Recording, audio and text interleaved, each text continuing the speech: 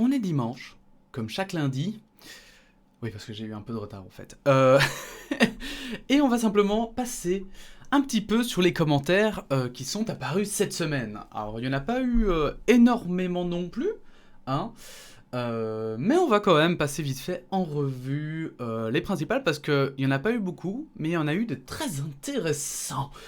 Et on va commencer tout de suite avec le commentaire de Tony Pruvot qui a commenté sur la vidéo sur le harcèlement scolaire que j'ai faite et qui donne, lui, sa vision du harcèlement scolaire qui est très intéressante. Et d'ailleurs, je vous invite à aller voir un peu ce qu'on s'est dit, l'échange qu'on a eu, parce que, eh bien, c'était justement, j'ai envie de dire, deux expériences complètement différentes, deux façons de l'avoir géré complètement différemment, et du coup, c'est très cool. C'est très cool d'avoir des opinions différentes. Alors, bon, je vais parler aussi en tant qu'ancienne victime de harcèlement scolaire. Quand t'es harcelé dans un établissement, tu vas aussi être harcelé dans l'autre. Ce sera toujours le cas. Ça, moi, j'en sais rien. J'ai entendu qu'effectivement, c'est arrivé parfois. J'ai aussi entendu pour certains élèves que ça leur a changé la vie. Mais vraiment, ça les a sauvés, quoi. Donc, pour le coup, je pense qu'effectivement, tu peux ne pas avoir de chance. Et c'est vrai que ce que j'avais entendu, c'est qu'aujourd'hui, et c'est pour ça que je me dis que peut-être, j'ai envie de dire, parce que maintenant, mine de rien, j'ai 26 ans, donc peut-être qu'à mon époque, c'était différent, parce qu'il y a 10 ans, rien qu'il y a 10 ans, 10-15 ans, Internet n'était pas aussi développé qu'aujourd'hui. Et par exemple, c'était le début de Facebook quand j'avais 12-13 ans. Donc, je sais qu'il y en a qui sont poursuivis dans le harcèlement entre les écoles parce qu'il y en a qui contactent, mais je me dis, mais... Et ça j'avoue, hein, si vous êtes un harceleur qui va jusqu'à contacter des gens que vous connaissez dans une autre école pour aller harceler la personne qui a changé d'école, vous avez... je vous conseille, et c'est pas une insulte, mais je pense que vous devriez vraiment vous remettre en question et regarder ce qui vous fait tant souffrir pour faire souffrir les autres. Hein. De dire au harceleur, c'est pas bien. Ça règle absolument que dalle, que ce soit les parents, les profs ou même la directrice de l'école. Même chaque semaine pendant 7 mois, ça change rien. Ce qui change, c'est se défendre de manière la plus brutale possible. J'ai été harcelé pendant plus de 7 mois dans mon premier établissement. J'avais littéralement interdiction de me défendre physiquement. Dès que j'essayais de rendre ne serait-ce qu'un coup, ma mère m'engueulait, la directrice aussi, les profs aussi. Ce qui a arrêté mon harcèlement, c'est de tabasser un gars avec la volonté de le tuer, en l'étranglant. Failli arriver, mais on m'a arrêté avant. Littéralement du jour au lendemain, ça s'est arrêté. J'ai après changé d'établissement dans mon second établissement, on a aussi commencé à me harceler. Après 2 semaines, j'ai dit qu'on me harcelait. Ouais, harceler, c'est pas bien. Une semaine plus tard, ça continuait toujours. Vraiment, merci de l'aide. Qu'est-ce que la parole, c'est efficace. Après, j'ai fait à ma manière. J'ai prévenu mes harceleurs que s'ils n'arrêtaient pas dans une semaine max, je frappais tous ceux qui se foutraient de ma gueule. Une semaine est passée, ça a empiré. Dès que je suis sorti de l'établissement, j'ai pris la première qui avait commencé pendant la journée, je l'ai balayée et lui ai fait sauter dedans. Je lui ai sorti un couteau et je lui ai dit la prochaine fois j'utilise ça. Le lendemain, plus personne se foutait de ma gueule. Le harcèlement s'était arrêté. Faire du mal aux autres quand on te fait mal, c'est la solution. Parler avec des idiots, ça sert à rien. Leur mettre des coups de poing, là on commence à parler solution. Dire ouais, utilisez pas la violence, y a que les cons qui font ça, parler ça règle plus de choses, ça règle plus de choses. C'est hyper dangereux. La raison pour laquelle une victime de harcèlement reste une victime de harcèlement, c'est parce qu'il ne se défend pas ou ne peut pas se défendre, à cause de ma mère dans mon cas. Les harceleurs ont comme cible les personnes sans défense, donc mon conseil aux harcelés, apprends-toi à te défendre, mets des coups, tu n'auras jamais le respect d'un harceleur. Le seul moyen que ça s'arrête et que ça recommence pas, montre que tu n'es pas une proie mais un putain de prédateur prêt à tuer. Alors après, évidemment, il a un peu nuancé ses propos. C'est pour ça qu'il faut toujours faire attention quand vous lisez les premiers commentaires aussi. Et n'oubliez pas que justement, dans un commentaire, les gens, parfois, ils répondent parce qu'ils sont sous le coup de l'émotion, parce que c'est un sujet qui leur touche ou quoi. Bon, bref, je vais pas rentrer dans les détails, mais c'est pour ça que je vous invite à aller lire la conversation. Mais en tout cas, justement, moi, ce que j'avais à dire, parce que c'est vrai que dans ma vidéo, je me suis rendu compte que j'appuyais peut-être un peu trop sur le pacifisme, sur le fait que tout pouvait se régler à l'amiable, etc. Et en fait, c'est parce que, personnellement, donc moi, évidemment, je ne cautionnerai jamais la violence, dans aucun cas. En fait, pour moi, la violence, c'est vraiment le dernier stade. C'est vraiment, en fait, pour moi, c'est comme, en fait, quand on regarde même d'un niveau macroscopique, j'ai envie de dire, quand on regarde au niveau mondial, quand il y a violence, donc quand il y a guerre, quand il y a... Eh bien, c'est toujours parce que on est arrivé à un tel point d'incompréhension que tout à coup, il n'y a plus le choix, quoi. Il n'y a plus que la violence pour se faire comprendre, pour que l'un arrête ce qui dérange à l'autre. Donc pour moi, en fait, la violence, ça a toujours été... Elle existe, elle est là, bien sûr. Et en fait, parfois... Enfin, voilà, parfois, évidemment, quand on arrive à ce point-là, elle devient inévitable. Mais c'est vraiment, pour moi, l'ultime recours. La violence doit toujours être utilisée. C'est un peu... Moi, j'ai fait du karaté pendant hyper longtemps et on nous disait toujours, voilà, la violence, c'est seulement si on t'agresse. Jamais tu vas vers des gens, même s'ils te provoquent, même si quoi que ce soit. Il faut toujours que ce soit le dernier recours. C'est vraiment si ta vie est en danger, quoi. Et moi, je crois que ce principe doit s'appliquer un peu partout. Et donc, en fait, c'est vrai que dans ma vidéo, ce que je voulais mettre en évidence, c'est que justement, et ce que je trouve que ce cher Tony met en évidence, c'est qu'effectivement, en fait, ce qu'il faut faire, c'est qu'on doit agir absolument avant d'en arriver à la violence. Et en fait, pour agir absolument, là, je suis d'accord qu'effectivement, dans ton cas, en fait, les gens n'ont pas agi. Les gens ont juste regardé, ils ont fait « Ah, c'est pas bien les enfants !» Ils ont fait, j'ai envie de dire, comme des adultes, un peu dans une certaine naïveté adulte, dans le sens où on se dit « Oh, ben on peut régler les conflits en discutant », mais évidemment, pour des enfants, on s'occupe pas d'enfants de la même manière que des adultes. Alors déjà avec les adultes dire c'est pas bien, ça marche une fois sur 3, mais alors avec des enfants c'est mort, ça ne marchera pas.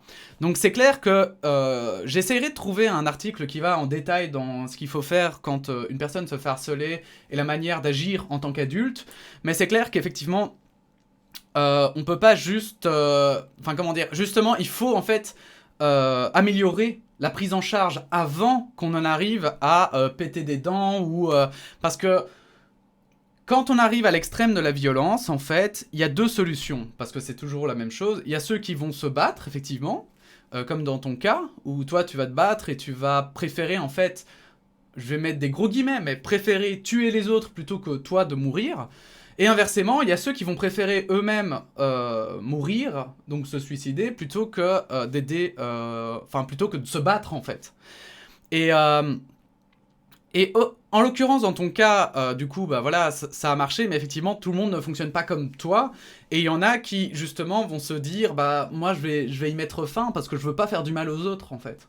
Je veux pas mettre faire du mal aux autres, et notamment, moi par exemple, c'était déjà, quand j'étais harcelé, c'était déjà beaucoup plus dans ce style-là, je préférais moi, prendre sur moi et, entre guillemets, souffrir dans mon coin, plutôt que d'aller taper les autres, parce que, effectivement, bah, je n'ai pas eu cette pulsion vraiment de me dire, ah ben maintenant il faut que, c'est ma vie qui se joue, et il faut que je rentre dedans, quoi. Donc voilà, tout ça pour dire qu'effectivement, en fait, je voulais souligner que les solutions, elles se trouvent chez les adultes, en fait, et elles doivent avoir des conséquences, elles doivent être, j'ai envie de dire, efficaces, en fait. On peut pas juste se satisfaire d'un « c'est pas bien ». Mais évidemment, là, ce que je voulais souligner, surtout qui était le plus important, c'est que quoi qu'il arrive, en fait, ça passera. Quoi qu'il arrive, ne mourrez pas, en fait. Parce qu'au final, quand je lis aussi ça, je me dis, pour en arriver, justement, je trouve que ce texte, en fait, transpire aussi le « j'avais pas le choix », en fait. C'était ça où je meurs, moi.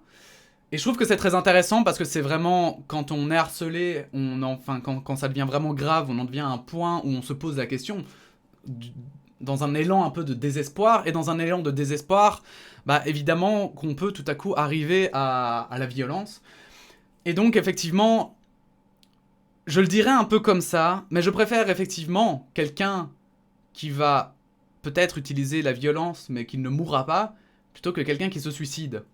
D'accord ? Je pense qu'on ne doit pas non plus tuer quelqu'un d'autre, hein, parce que tu parles quand même d'étrangler quelqu'un. Bon, je pense que il faut pas non plus tuer les autres. Maintenant, effectivement, si je sais pas trop comment le dire, mais voilà, je crois que la mort n'est jamais une solution. Je le dirais comme ça. La mort, c'est clairement pas une solution. Donc, il vaut mieux n'importe quoi que la mort.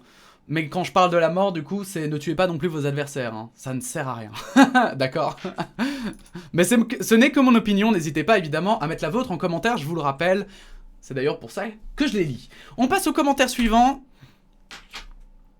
où c'était Balkany sur TPMP, hein, Isabelle Balkany qui va bientôt se trouver en direct sur TPMP. Oh, ça va être incroyable. Donc, on a Carole Trouth qui nous dit: c'est inadmissible quand tu vois que les restaurateurs qui ouvrent sont traités comme des criminels alors que les vrais raclures qui sont des empereurs du vice ne payent pas. Et pire, ont droit de pavaner partout sans être inquiétés. Tu comprends à quel point cette société est une déchetterie. Là, je venais de regarder une vidéo sur Darmanin et les échanges d'SMS qu'il y a eu avec les femmes qui l'accusent de viol. C'est hallucinant et ce mec occupe une haute fonction sans que ça ne dérange personne. Sans parler d'autres politiques trempant dans des affaires pédophiles.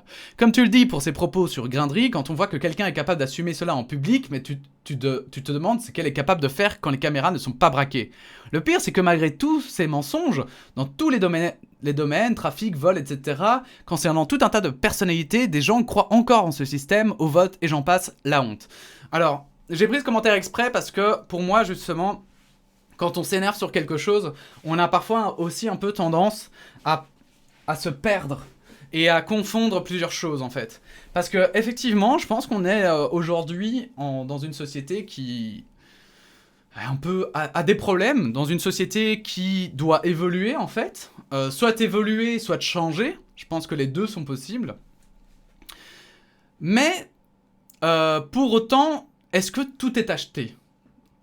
Je ne pense sincèrement pas.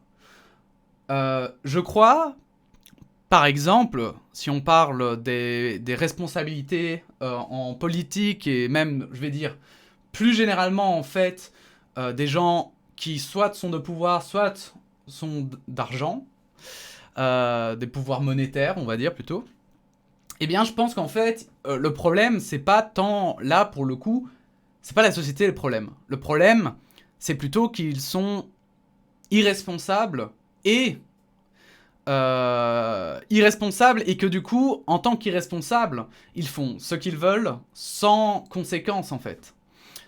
Et c'est là où il y a un problème, pour moi.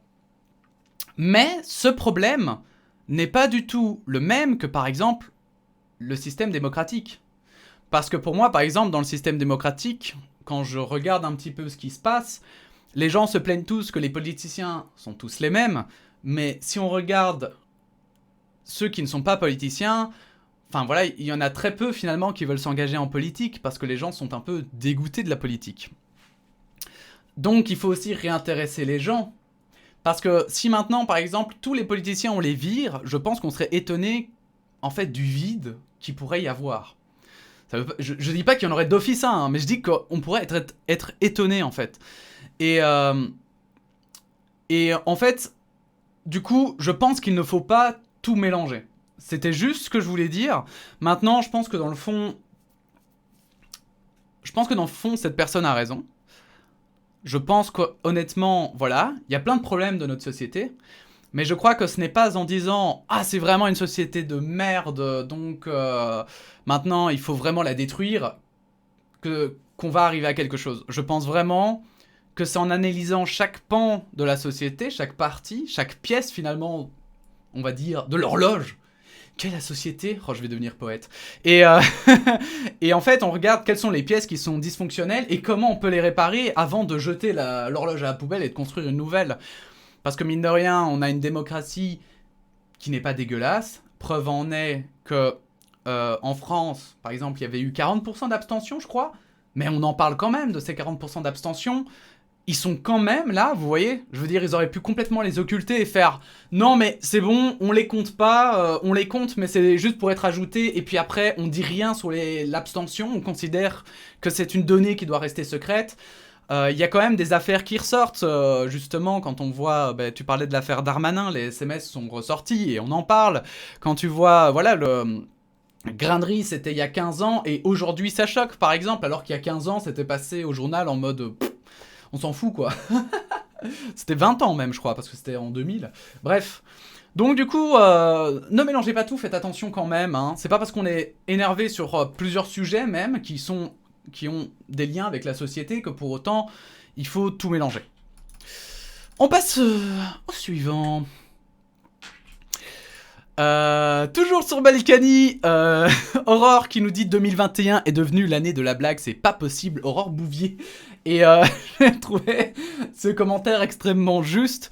Je me rappelle que 2020, en fait, pour le moment, ces 3 dernières années, moi, chaque fois au Nouvel An, je me suis dit, non, allez, cette fois-ci, cette année-ci, je la sens bien. Mais alors là, je la sens bien. Et puis à chaque fois, il se passait des trucs bizarres. Bref.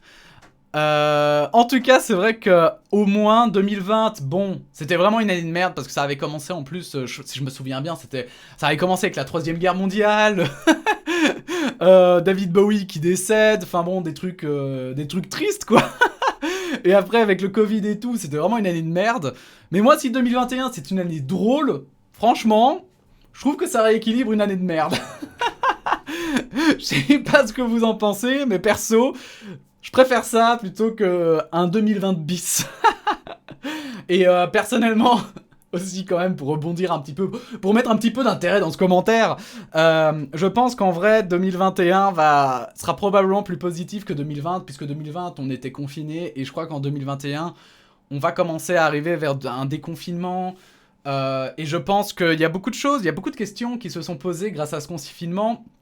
Par exemple, en Belgique, on parle du revenu universel. J'en ai parlé dans une vidéo, mais on parle du revenu universel partout, pour tout le monde. Mais quel que soit aussi le bord politique, que ce soit la droite ou la gauche, ils sont en train de dire bah ouais, il faut le mettre.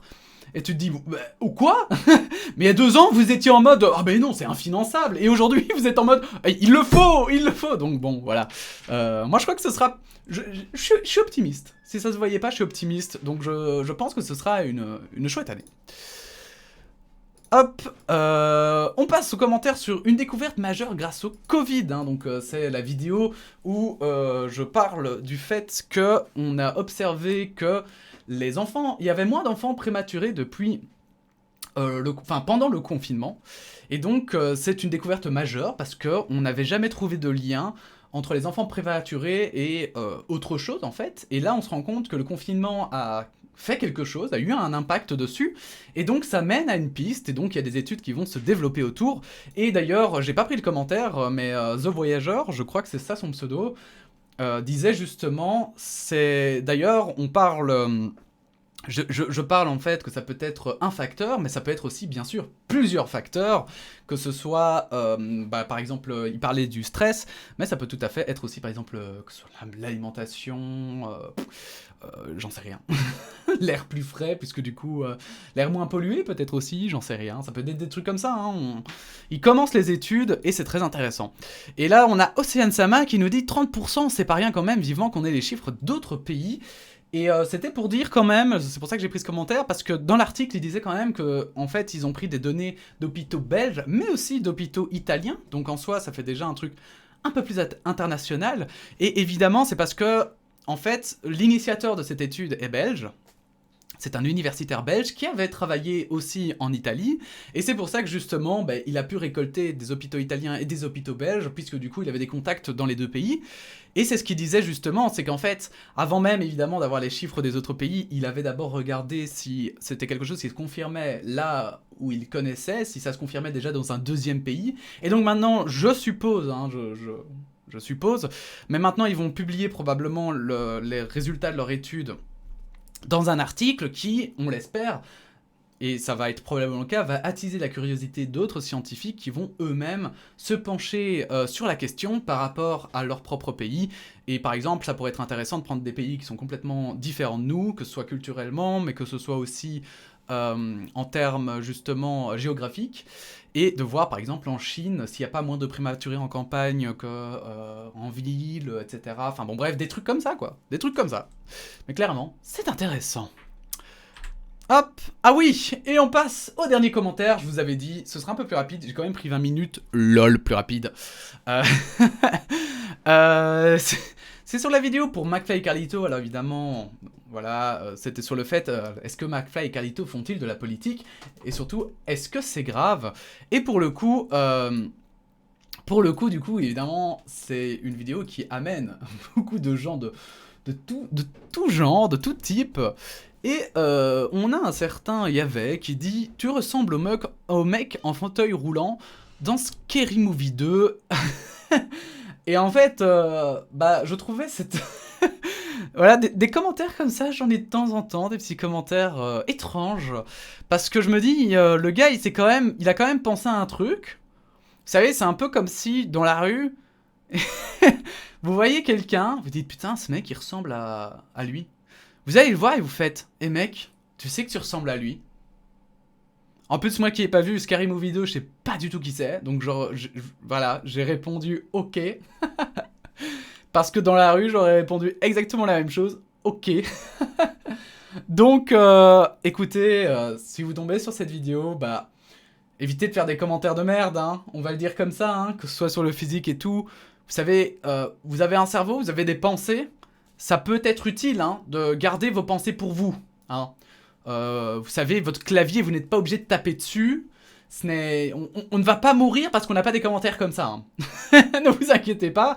Toutes vos réflexions ne sont pas forcément intéressantes, vous voyez. Ou alors, vous faites comme moi, vous faites des vidéos, mais bon, une vidéo entière juste pour dire tu ressembles au mec en fauteuil roulant dans Scary Movie 2, bon. Je suis pas sûr que ça va marcher, quoi. Mais tu peux essayer, hein, qui sait. Qui sait. Bon, voilà, c'était un peu tout. C'est pour terminer sur une note un petit peu humoristique. N'hésitez pas à vous abonner si ça vous a plu. N'hésitez pas à liker, disliker en fonction de ce que vous avez pensé de la vidéo. Et puis sinon, bah, on se retrouve très bientôt pour une nouvelle vidéo d'actu. Voilà, à bientôt. La bise.